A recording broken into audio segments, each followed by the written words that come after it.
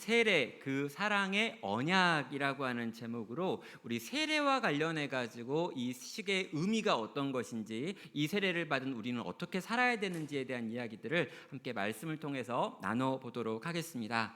원래 계획은 뭐였냐면요, 이렇게 우리가 이렇게 말씀을 다 들은 다음에 세례의 의미를 배우고 실제로 우리 공동체 가운데 있는 누군가에게 세례를 주는 세례식을 하고, 이렇게 세례식이 끝난 다음에 이 세례를 받은 사람과 함께 성찬에 임하는 거였습니다. 그래서 1부 예배와 2부 예배 시간에 각각 다 이 세례를 받을 분들이 정해져 있었는데요. 아쉽게도 2부 예배 때 세례를 받을 성도가 갑자기 어떤 일이 생겨가지고 이 세례를 못 받게 되면서, 설교는 그렇게 준비를 했는데 막상 대상이 사라져가지고 세례식을 할 수 없는 슬픈 경우가 발생을 했습니다. 그러나 1부와 2부를 연속적으로 전하다 보니까 오늘은 이 세례의 의미를 한번 살펴보고요, 내가 이 세례를 받는다면, 또 받았다면 이 세례가 어떤 의미인지, 또 이것을 내가 어떻게 살아가야 되는지 한번 고민해보는 시간 갖도록 하겠습니다. 자, 오늘은 이 세례식도 있고요, 이 성찬식도 있는 주일입니다. 특별히 이 성례라고 불려지는 기독교의 두 가지 중요한 의식이 있는 날인데요, 이것이 과연 왜 중요한지, 이것의 뜻이 무엇인지를 우리 성도님들도 알 필요가 있다라고 생각을 한 거죠. 그럼 로만 카톨릭에서는요 7개의 의식이 있습니다. 그래서 이 7개의 의식을 칠성례라고 이야기하죠. 그래서 어떤 사람이 태어날 때부터 해가지고 죽을 때까지를 7개로 나눠가지고 7개의 성례를 시행한다라고 말을 합니다. 자, 그런데 종교 개혁자들이 나타나가지고요, 이 성경대로 우리 가운데 있는 의식들을 정비하는 가운데 이 7개 중에 2개만 남기고 나머지 5개는 없애게 됩니다. 그리고 이 2개를 만들어내는 원칙이 예수님께서 직접 행하셨거나 아니면 예수님께서 행하라고 하신 것들이라고 하는 원칙이었죠. 2개가 남았는데요, 이 2개가 바로 이 성례라고 불려지면서 하나는 세례라고 하는 거고 다른 하나는 성찬이라고 하는 것이었습니다. 자, 교회는요 이후에 이 2가지 의식을요 보이는 복음이다라고 이야기를 합니다. 우리가 들리는 복음이 설교라면은 보이는 복음은 성례다라고 말하며 매주 성찬을 할 것을, 그리고 세례를 받을 사람이 있으면 언제라도 세례를 줘야 한다라고 하는 것이 교회의 전통이 됐던 것입니다. 기본적으로 매주 성찬을 시행하는 것이 옳다라고 하는데, 현대교회에 와가지고 여러 가지 상황이 발생하면서 이제 이걸 1년에 4번 정도로 저희 교회는 하고 있기 때문에 이번 시간에 이 성찬과 세례의 의미를 한번 정리해 보자는 거죠. 자, 오늘날 많은 교회에서는요 이 세례도 성찬도 그렇게 중요하게 여기는 것 같아 보이지 않습니다. 세례의 경우만 살펴보면은요, 이 세례의 정신을 가장 많이 손상하는 것이 이 군대에서 주는 진중 세례가 아닌가라는 생각을 하게 됩니다. 여러분, 제가 군대에 있을 때만 해도요, 이 훈련소에서는 진중 세례식이라고 하는 것이 아주 중요한 어떤 룰이었습니다. 그리고요, 이 진중 세례식이라고 하는 걸 하면요, 그때는 이 이제 교회 가면 뭔가 맛있는 걸 주는 거예요. 저 때 이전에 제 선배들, 저보다 먼저 군대에 갔던 분들은요 초코파이를 준다라고 하는 말 때문에 이 세례를 받은 분들이 꽤 있었습니다. 그러니까 요번 주간에 네가 세례를 받으면 초코파이를 준다, 1개도 아니고 2개를 준다 그래가지고 거기 가가지고 그 200원짜리 초코파이 얻어먹느라고 세례를 받으신 분이 저희 앞에 선배님들 중에 있습니다. 저는요 그 세대는 아닙니다. 저는 뭐냐면 맥도날드 빅맥 세대이죠. 제가 이제 훈련소에 있을 때도 동일한 일이 있었는데, 교회에서 이번 주에 와서 세례를 받기만 하면 빅맥을 준다 그러는 거예요. 그래가지고 굉장히 많은 사람들이 내가 빅맥을 위해서라면 세례를 받을 수 있다 해가지고 가가지고 세례를 받았습니다. 저는 그 모습을 보면서 굉장히 안타까워했는데요, 저는 유아 세례를 받은 유아 세례 출신자여가지고 그걸 가서 받을 수가 없다라고 하는 신앙적 양심 때문이었습니다. 자, 그런데 그렇게 빅맥으로 세례를 받았던 그 친구들이요, 그 다음 주가 되니까 불교에서도 뭘 준다는 거예요. 그러니까 불교 가고요, 그 다음 주에는 카톨릭에서 뭘 준다 그래가지고 또 갔습니다. 그리고 이 3개를 다 얻은 분이 저한테 그러더라고요. 내가 삼관왕이다 라고요. 그래서 어느 종교의 신이 진짜 건간에 나는 아마 천국에 갈 것 같다라고 말하며 3가지 세례를 다 받았다라고 주장을 했습니다. 그럼 그 세례가 과연 진짜 세례인 걸까요? 세례가 그렇게 쉬워져도 되는 걸까요? 저는요, 제가 세례를 받았을 때까지만 해도요, 이 세례라고 하는 게 굉장히 어려운 것이었습니다. 제가 이제 우리 아버지께서 이제 중학교 2학년 때 교회를 개척하셨습니다. 근데 이 중학교 2학년 때 개척하기 전까지는 저희 아버지도 이제 큰 교회 부목사였던 거죠. 그래서 중학교 2학년 때 4월 부활절 때 세례를 받아야 되는데, 요 세례를 제가 이제 훈련을 받기 시작했습니다. 그런데 그 당시에 그 교회의 담임 목사님이 주일날 저녁 때 이 세례 받을 사람들을 다 모아가지고 소요리 문답을 가르치시는 거예요. 그때 한 10명 정도 됐는데 저희 동기들이 모여가지고 매주 모여가지고 10몇 주 동안 이 소요리 문답을 하나하나 배우면서 너무너무 고통스러웠습니다. 너무너무 고통스럽게 그 재미없는 시간 거기 앉아가지고 집에 가지도 못하고 배우면서 제 마음에 생겼던 게 뭐냐면 너무너무 세례를 받고 싶은 거예요. 빨리 이걸 끝냈으면 좋겠어서. 그래서 제가 세례를 받을 때 눈물을 흘렸습니다. 누군가 이렇게 머리에다 켜놓고 이렇게 해주는데 이렇게 막 물이 흐르는 건지 눈물이 흐르는 건지 알 수 없었어요. 왜냐하면 진짜로 너무 감사했습니다. 이 고난 주간에는 세례 받는 사람들은 금식하라고 그랬거든요. 그래서 밥을 안 먹다가 고난 주간이 끝나고 부활절이 돼가지고 세례를 받는데 이제 내가 밥을 먹을 수 있다 이런 생각이 들고요. 이제 내가 주일날 오후에 놀 수 있다 생각이 드니까 너무 복받쳐 오는 기쁨 때문에 세례를 받으면서 눈물을 흘렸던 기억이 있습니다. 그때 많은 분들이 제가 큰 은혜를 받아서 그런다라고 했지만 실제로 너무 이게 끝나서 좋았다라는 거죠. 자, 여러분, 지금 저희는요, 우리 나눔교회만 해도요, 세례를 받을 때 10주에 가까운 훈련을 받아야 합니다. 이 풍삼첫이라고 하는 요 훈련을 받고 이것의 마지막까지 끝낸 사람들이 지금 어른이건 청년이건 청소년이건 세례를 받고 있기 때문인 거죠. 10주 가까운 시간 동안 훈련을 받으면서 내가 믿는 바 복음이 무엇이며 그 복음에 합당한 삶이 어떤 것인지를 아는 사람들에게 세례를 주고 싶고, 그런 사람들을 교회의 일원으로 받아들이는 것이 옳다라고 생각하기 때문입니다.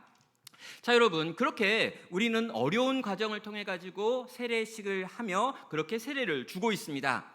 그런데 이렇게 우리가 세례를 받을 때 이 세례를 받는 대상자들은 이런 생각을 합니다. 아, 이제 훈련이 끝났구나. 나도 이제 교회의 정규 멤버가 됐구나. 이런 생각들을 하는 거죠. 그런데 우리가 여기에 이미 세례를 받으신 성도님들, 이미 입교를 한 성도님들은 아이고, 또 저런 걸 하는구나. 1년에 2번 꼬박꼬박 저렇게 행사를 하고 있지만 그게 나에게 무슨 의미가 있느냐라는 생각들을 하더라는 것이죠. 그래서 이 시간을 통해 가지고 이 세례가 뭘 의미하는지, 그리고 이 세례식을 할 때마다 우린 뭘 묵상하고 결단해야 되는지를 한번 보자는 것입니다. 자, 여러분, 예수님께서는요, 그의 공적인 사역을 시작하실 때 처음 보여주셨던 기적이 아주 독특한 기적이었습니다. 바로 가나에 있었던 어떤 지인의 혼인잔치에 포도주가 떨어졌는데 그 포도주를 기적적으로 만들어내는 것이었죠.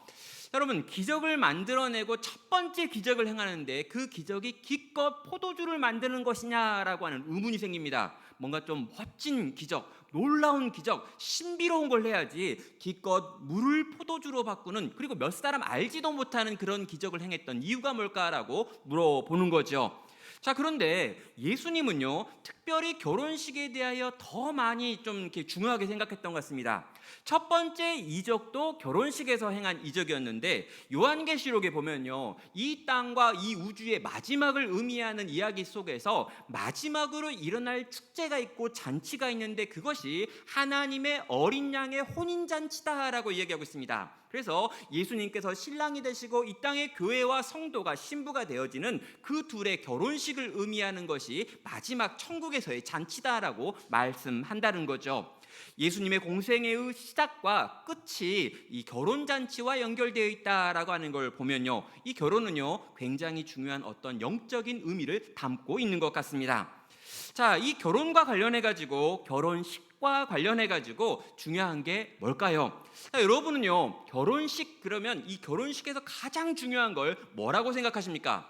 요즘 제가 결혼식에 가서 보면은요, 이 결혼식에서 가장 중요한 것을 축가라고 생각하는 느낌이 듭니다. 왜냐하면 이 결혼식 축가에 많은 에너지를 써요. 어떤 가수를 부르느냐, 또 얼마나 열심히 훈련시키고 준비된 팀이 오느냐라고 하는 게 굉장히 큰 관심이고요. 결혼식에서 가장 많이 박수를 받는 장면 역시 이 신랑 신부 입장보다 더 이 축가가 끝났을 때 사람들이 와 하는 이 소리 같습니다.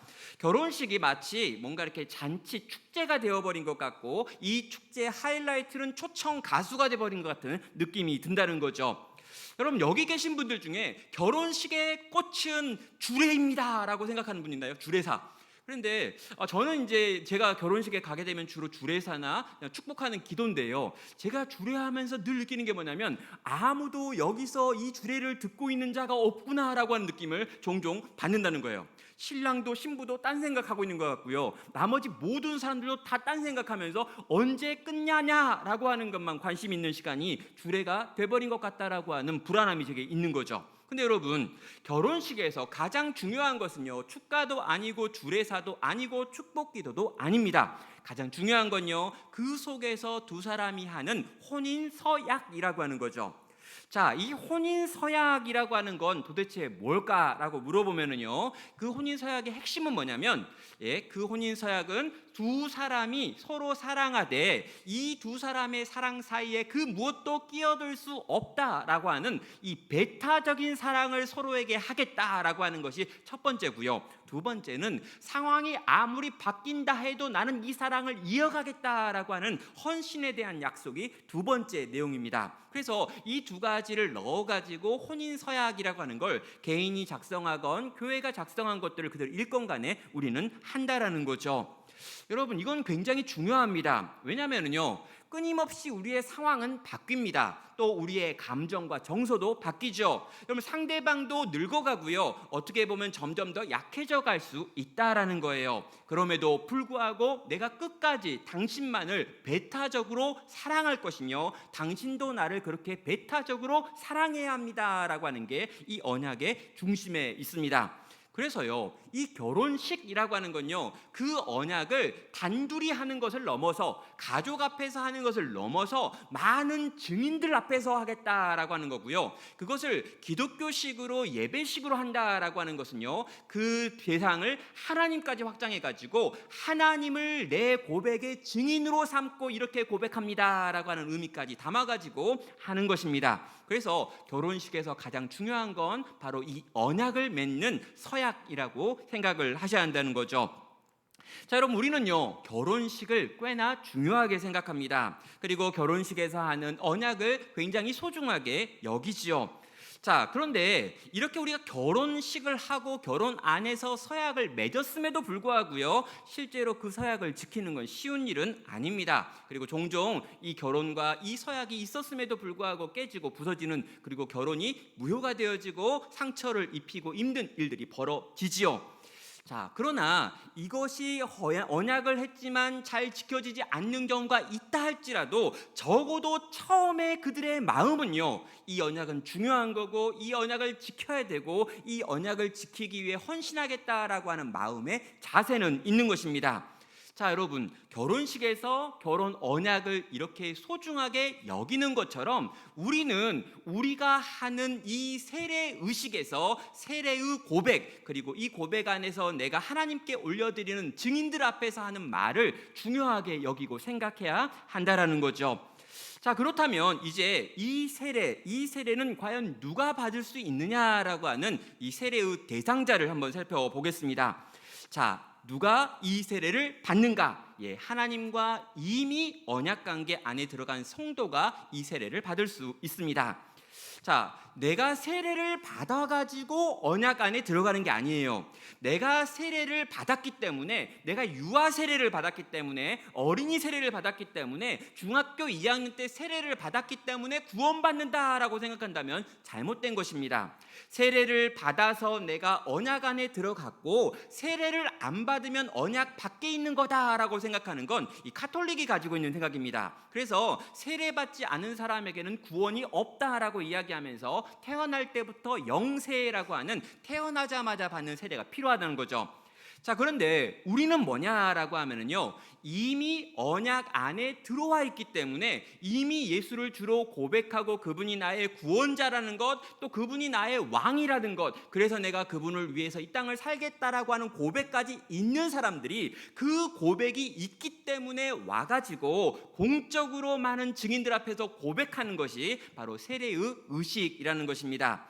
이미 하나님과 언약 관계 안에 들어와 있는 사람들, 그들이 받을 수 있는 것, 받아야 되는 것이 바로 세례라고 하는 것이죠. 그래서 여러분, 세례를 받기 전에 교육을 받는 것입니다. 세례를 받기 전에 복음의 내용을 듣는 것입니다. 그리고 이 복음의 내용을 내가 정말 마음으로 듣고 마음으로 믿고 이것이 정말 그러하구나라고 하는 걸 인정해야 되는 과정이 있는 것이죠. 자, 그런 의미에서 그런 고백이 전혀 없는 상태에서, 그런 이해가 전혀 없는 상태에서 세례를 받는다라고 하는 것, 이 세례가 나를 구원에 이르게 할 수 없다라고 하는 걸 기억하시면 되겠습니다. 이미 하나님과 언약 관계 안에 들어가 있는 이가 그것을 사람들 앞에서 공개적으로 시인하는 것, 이게 세례라고 하는 것이죠. 자, 여러분, 그래서 로마서 10장 10절에서는요 사람에게 믿음에 대하여 그리고 구원에 대하여 이렇게 설명합니다. 사람이 마음으로 믿어 의에 이르고 입으로 시인하여 구원에 이르느니라 라고 말한다는 거죠. 자, 여러분, 먼저 마음으로 믿는 것이 있습니다. 그래가지고 그가 의롭다 칭함을 받습니다. 이게 의롭다 하심, 거듭남, 구원에 관련된 내용이죠. 그런데 그가 또 한 번 그의 입으로 그것들을 사람들 앞에서 공개적으로 시인함으로 구원에 이른다라고 말하고 있습니다. 그래서 마치 구원은 이런 과정이 있는 것처럼 여겨지는데요, 실제 이건 우리의 마음속에 있는 믿음의 고백이 사람들 앞에 들려주고 보여주고 공적으로 증빙되어야 한다라고 하는 의미에서 말을 하고 있는 것입니다. 세례식이 무언가라고 물어보면요, 기본적으로 결혼하기 전에 두 사람이 함께 살 수 있습니다. 여러분, 이걸요, 그리고 함께 살기도 하고요, 또 심지어 그 둘 사이에 아이가 있기도 합니다. 그런데 아직 법적인 어떤 부부가 아니고 신고를 하지 않았고 또 결혼식을 치르지도 않았다는 거죠. 여러분, 이걸요 사실혼이라고 이야기해요. 공적으로는 결혼한 사람이 아니지만 사적으로는 또 많은 사회 통념 속에서는 서로 결혼한 관계라고 이해한다라는 거죠. 그러나 이 둘이 이제 정말 함께 법적으로 공적으로 결혼한 사람이 되고 싶다라고 한다면 여기서 결혼식이 있어야 되고 법적으로 혼인 증명을 해야 된다는 것입니다. 자, 이런 의미에서 이 뒤에 있는 이 부분이 바로 세례식이라고 하는 것이 갖고 있는 의미라는 것이죠. 세례는 구원받은 자가 그 구원에 대해서 진정성 있고 공개적으로 모든 사람들 앞에서 공포하는 의식이다라고 생각하면 정리할 수 있겠습니다. 자, 그렇다면요, 이제 이 세례식이 과연 이 세례를 받는 개인에게 어떤 의미가 있는 걸까요? 자, 여러분, 이 세례식이 뭐냐라고 말하면요, 이전 사람이 죽는다라고 하는 것과 새로운 사람이 살아난다라고 하는 의미를 갖고 있습니다. 여러분, 우리가 세례라고 이야기하는데요, 실제로 이 성경에 나와 있는 이 세례라고 하는 단어는 침례라고 번역할 수도 있고 세례라고도 번역할 수 있습니다. 둘 다 같은 표현이에요. 이 같은 표현인데 이 침례 교단이라고 하는 교단에서는 이걸 침례라고 읽고요, 세례 교단이라고 하는 곳에서는 이걸 세례라고 읽고 있습니다. 어떤 단어, 원래 단어는 똑같은 단어이죠. 아마도 처음에 이 세례라고 하는 건요, 이 물에 들어가 가지고 완전히 잠겼다가 다시 나오는 의식이었을 겁니다. 그런데 이런 의식이었는데요, 시간이 지나면서 이제 기독교가 핍박을 당하게 되면서 공개적인 자리에서 물에 가가지고 물 안에 잠기고 나오는 것들이 실제로 불가능해지기도 하고요, 감옥에서 세례를 준다거나 집에서 세례를 준다거나 할 때 그렇게 물속에 잠겼다가 다시 나올 만한 공간이 없다 보니까 이 세례가 두 종류의 세례가 있었던 거예요. 물에 완전히 잠기는 게 아주 정상적이고 원래 세례였는데 시간이 지나면서 간소화되다 보니까 이렇게 머리에 물을 하는 이 세례로 바뀌었다는 거죠. 저희 교단은 세례 교단이고 여러분이 경험했던 세례 대부분도 이렇게 머리에다가 물을 뿌리는 세례였을 것입니다. 자, 그런데요, 이 물속에 잠기는 세례가 그렇게 은혜가 됩니다. 그러니까 저는 이제 장로고 세례교이긴 하지만 이 침례교가 가지고 있는 강점이 있어요. 강점. 해가지고요, 이 세례를 줄 때 일단 이렇게 훈련을 시킨 다음에 데리고 물 깊은 데로 끌고 가는 겁니다. 물 깊은 데 끌고 가가지고요, 물 속에 흰옷 같은 거 입혀놓고 거기다 물 잠그는 거죠. 그리고 평소에 나랑 좀 관계가 안 좋았거나 훈련을 똑바로 안 받았던 애는 최대한 늦게 끄집어 올리는 거예요. 최대한 누르고 계속 누르고 있다가 거의 죽을 때까지 놔두다가 숨이 막 꼴깍 넘어가고 막 그럴 때, 그때 이제 끄집어 올려가지고 하는 거죠. 그럼 어떤 느낌이냐면요, 죽었다 살아나는 느낌이 드는 거예요. 여러분, 이전 것이 죽었다라고 하는 걸 의미하고요, 이제 새로운 존재가 태어났다라고 하는 걸 의미하는 것이 세례이기 때문에 훨씬 더 그 느낌이 더 세례와 가깝다라고 하는 생각이 드는 겁니다. 여러분, 이건 정체성과 관련된 내용입니다. 나의 이전 것이 죽었습니다. 죄된 나의 본성이 죽었습니다. 내가 더 이상 하나님 없이 내 맘대로 살겠습니다 라고 했던 그 인간이 거기서 죽었다는 거예요. 거기서 물에 빠져서 완전히 익사해 버렸다라고 상징적으로 보여주는 게 세례였고요, 그 속에서 다시 끄집어 올림을 당하면서 내가 이렇게 살아났구나, 그리스도와 함께 죽었고 그리스도와 함께 살아난 존재가 되었구나, 새로운 피조물이다 라고 하는 생각을 이 세례라고 하는 의식 속에서 사람들이 경험했다는 것입니다. 사랑하는 여러분, 그리스도께서 우리를 위하여 십자가에 달려 죽으실 때 우리도 함께 죽었고요, 그분이 무덤에서 부활하실 때 우리도 부활했습니다. 그리고 새로운 피조물이 되어서 이제는 새로운 삶을 살 수 있게 되었다는 거죠. 자, 그래서 그렇게 새로운 피조물이 된 우리들에게는 새로운 종류의 역사가 일어나는데요, 그것을 그리스도와의 연합이라고 부릅니다. 요한복음 1장 12절은 말합니다. 영접하는 자 곧 그 이름을 믿는 자들에게는 하나님의 자녀가 되는 권세를 주셨으니 라고 말합니다. 예수 그리스도를 영접하고 그분을 입으로 고백한 그에게 하나님의 자녀가 되어지는 특권이 있다라고 이야기합니다. 그리고요, 요한복음 15장 4절은 이렇게 말합니다. 내 안에 거하라, 나도 너희 안에 거하리라. 가지가 포도나무에 붙어있지 아니하면 스스로 열매를 맺을 수 없음같이 너희도 내 안에 있지 아니하면 그리하리라. 나는 포도나무요, 너희는 가지라. 내가 내 안에, 내가 그 안에 거하면 사람이 열매를 많이 맺나니 나를 떠나서는 너희가 아무것도 할 수 없음이라 라고 말합니다. 여기 중요한 표현이 있습니다. 나는 네 안에, 너는 내 안에 라는 표현이죠. 그럼 여러분, 이거 연애할 때, 이렇게 프로포즈할 때 공통 쓰는 분들이 있어요. 나는 네 안에 있고 네 안에 나 있다, 뭐 이런 거. 근데 아니에요, 여러분. 성경에서 예수님께서 우리에게 하시는 말씀입니다. 여러분, 너는 이제 내 안에 있고 나는 네 안에 있다. 우리 둘은 분리할 수 없어. 나는 포도나무고 넌 가지야. 그래서 둘은 분리되지 않아. 네가 내 안에 있기만 하면, 네가 내게 붙어 있기만 하면 넌 많은 열매를 맺을 거야. 그럼 제발 떠나지 마. 사랑하는 여러분, 세례를 통해서 일어나는 변화는요, 그리스도와 연합이라고 하는 변화입니다. 내가 주님 안에 있고 주님이 내 안에 있게 되어지며 그분이 내 안에 있게 되어지기 때문에 하나님을 향하여 아빠라고 부를 수 있는 관계가 되는 것, 이게 바로 우리 개인이 경험하게 되어지는 세례의 유익이 된다는 것입니다. 자, 여러분, 그리스도 예수 안에서 내가 세례를 받았습니다 라고 하는 말은 뭐냐면, 나는 이제 그리스도와 분리되어질 수 없는 하나입니다 라고 하는 연합을 고백하는 내용이 된다는 것이죠. 예수님과 함께 죽었고 예수님과 함께 살아났습니다 라고 하는 고백입니다. 자, 여러분, 이 고백, 이 연합의 결과가 있습니다. 뭘까요? 이 연합을 경험한 사람, 그리스도와 하나가 된 자 속에서는 이제 이전과 다른 삶이 가능하다는 것이죠. 여러분, 그리스도 밖에 있었던 사람은요, 결코 그리스도께서 우리에게 원하시는 열매를 맺을 수 없습니다. 그런데 우리가 그리스도 안에 들어와서 그분과 연합되어 그분의 가지가 되었기 때문에 그분이 주는 힘과 능력으로 말미암아 그분이 원하시는 선한 열매가 우리의 삶 가운데 맺히게 된다는 것입니다. 이전에는 열매 맺을 수 없는 인생이었는데 이제는 그분이 원하시는 열매 맺을 수 있는 인생으로 우리의 존재의 변화가 일어났다라는 것이죠. 사랑하는 성도 여러분, 그래서 세례를 받은 자가 하는 고백은 바로 이것이 되어야 합니다. 주님, 나는 이 세례식에서 드러났던 것처럼 그리스도 예수 안에 있는 존재가 되어버렸습니다. 이제 나는 그리스도 예수 안에서 새로운 피조물이 되었습니다. 이전 것은 지나갔습니다. 이전에 나는 주님을 위하여 아무 열매를 맺을 수 없는 인생이었는데 이제부터 나는 주님을 위해 열매 맺을 수 있는 인생입니다. 이제 열매 맺기 위하여 그 주님을 따르고 그 주님께 순종하는 삶을 살겠습니다 라고 하는 고백이 가능한 사람이 바로 이 세례를 통해 그리스도와 연합된 사람들인 것입니다.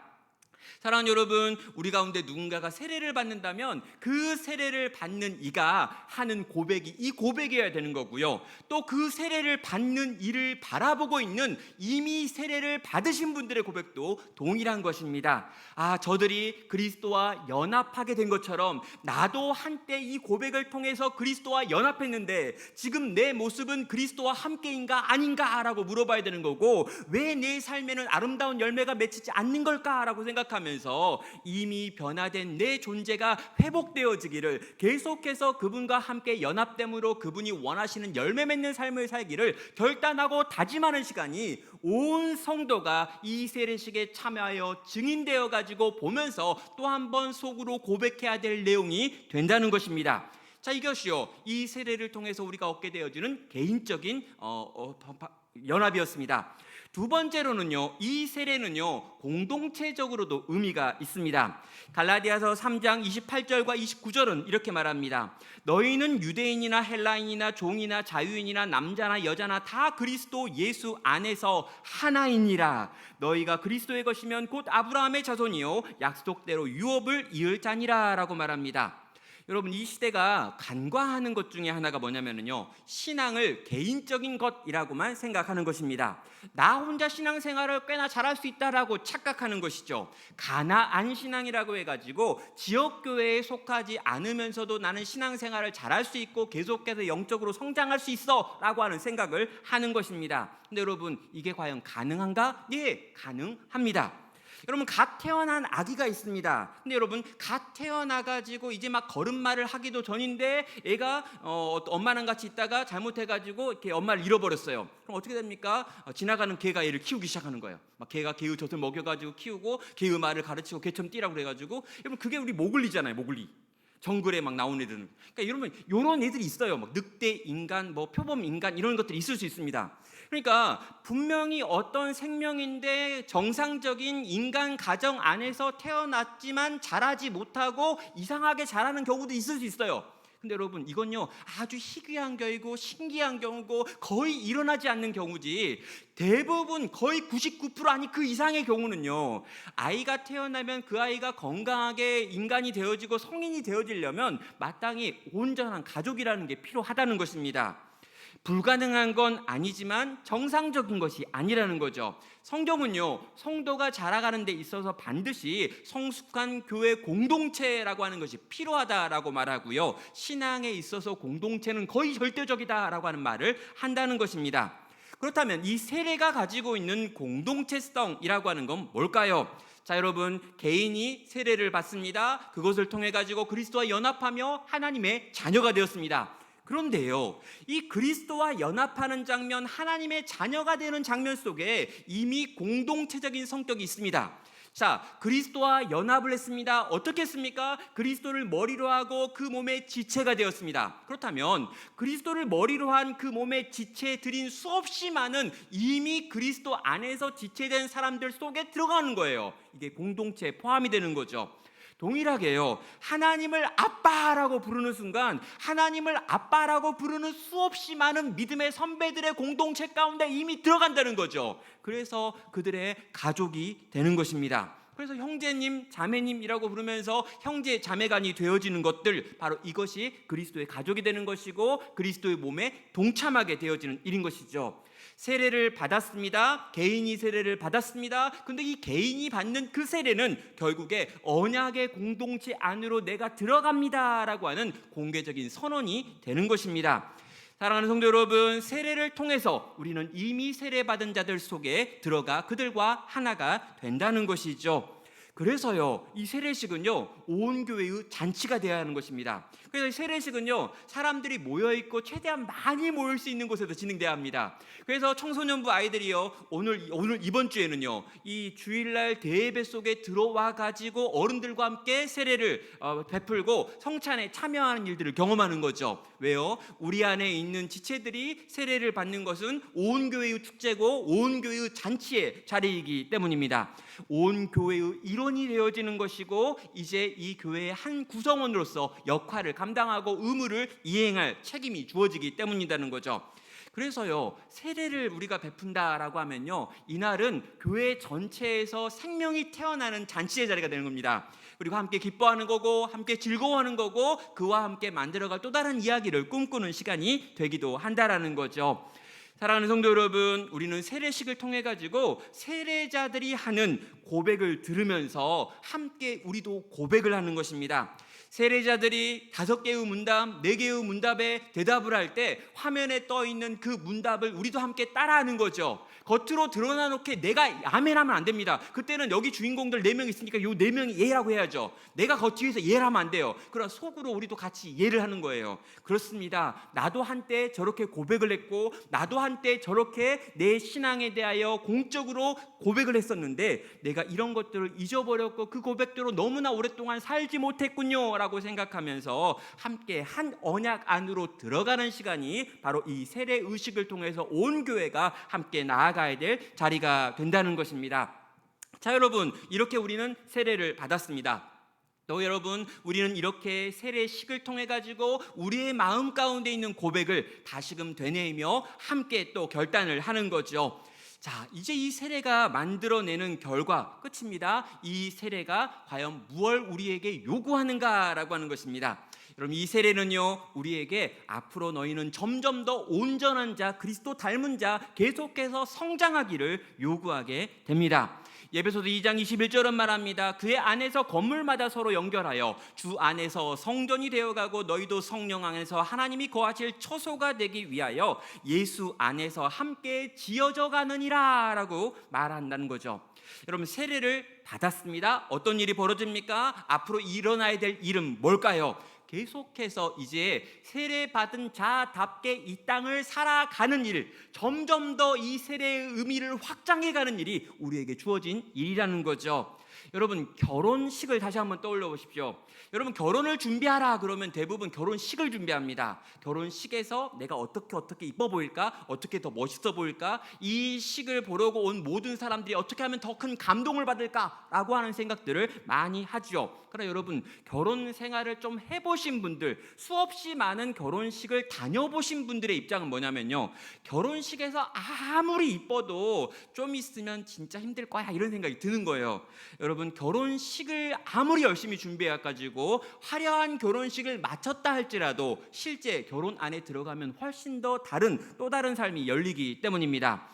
여러분, 결혼은 끝이 아니라 그때부터 시작되는 것이기 때문인 거죠. 결혼식이 중요하지 않은 건 아닙니다. 그러나 결혼식이 전부라고 생각하거나 결혼식이 끝이라고 생각하면 틀렸다는 거죠. 결혼식을 통해서 가정을 이루면 그때부터 결혼이라는 관계 안에서 모든 것을 새롭게 만드는 일들이 시작되기 때문입니다. 동일하죠. 세례를 받았습니다. 세례식에서 온전한 고백을 했습니다. 성도들이 막 축하해 줬습니다. 와, 축하한다 막 이랬습니다.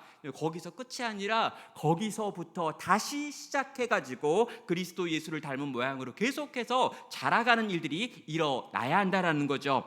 여러분, 내가 세례를 받으면요, 세례받은 나는 이제 달라져야 될 것들이 있습니다. 첫 번째, 인식이 달라져야 돼요. 와, 나는 이제 이전의 삶과 다르다라고 생각해야 되는 거고요. 세례받은 자답게 살아야지라고 하는 자기 인식의 변화가 일어나야 합니다. 또 여러분, 세례를 받았기 때문에 그가 바라보는 지향에도 변화가 일어나야 되죠. 이전에는 오직 나만 바라보았다면, 세상 사람들과 똑같은 것들을 바라보고 추구했다면, 이제는 하나님이 뭘 기뻐하실까라고 하는 생각을 하며 그분이 원하시는 것들을 바라보는 방향의 변화가 일어나야 합니다. 그리고 마지막, 실천이 달라져야 되죠. 실제적인 삶의 현장에서 하나님께 순종하고 또 내가 가지고 있는 것들을 누군가를 섬기는 나눔과 베품의 삶이 이제부터 일어나야 하는 것입니다. 왜 그렇습니까? 나의 중심이 변화되었기 때문에 이 변화된 중심에서 나오는 또 다른 삶의 방식을 향해 나아가는 것, 이게 우리의 성장과 성숙이기 때문입니다.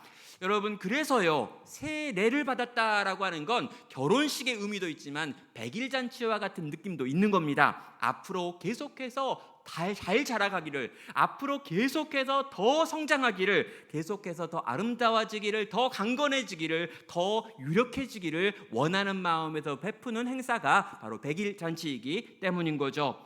세례를 받는 분들도 그런 마음이셔야 되고요, 이 세례식을 보고 있는 또 다른 이미 세례를 받은 분들도 동일한 마음이셔야 합니다. 이미 세례를 받은 우리는 어떤 마음을 품어야 되는 걸까요? 이제 세례를 받고 막 신앙생활을 시작하는 그들을 바라보면서 내가 너의 본이 되어줄게 라고 말해야 되는 거죠.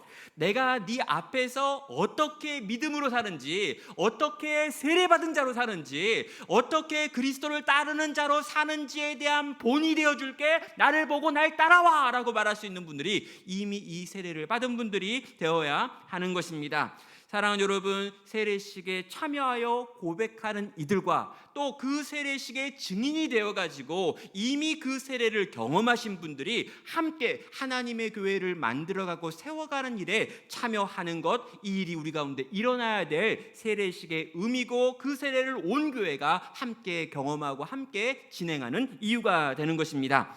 여기 계신 우리 모든 성도님들께서 아직 세례를 받지 않으신 분들은 이 세례를 이렇게 준비해야지라고 결단하는 시간으로, 그리고 아직 이 세례를 받으셨고 이미 이 세례에 대하여 내가 가지고 있지만 이 세례가 뭘 의미하는지 기억하지 못하고 이 세례가 우리에게 요구하는 삶을 살지 못했다면 이 시간 다시 한번 이 세례의 의미를 깊이 생각하며 결단하며 내가 이 세례에 합당한 사람, 그리스도의 몸에 참여한 사람, 하나님의 가족된 사람으로서 이렇게 이런 삶을 또 한 번 결단하고 살아야지, 이런 본이 되어야지라고 결단하고 다짐할 수 있는 우리 모든 성도 되시기를 주님의 이름으로 축원합니다.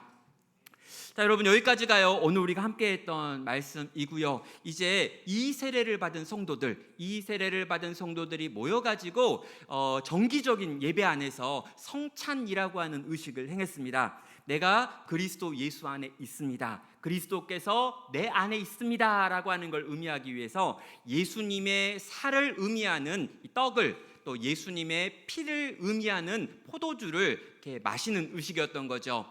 이 피를 먹고 마심으로 그리스도와 하나가 되는 거고, 이 피를 함께 먹고 마시는 성도들과 하나가 되어지는 자리가 바로 우리의 이 성찬의 자리인 것입니다. 이 시간 우리 함께 성찬식을 진행하도록 하겠습니다.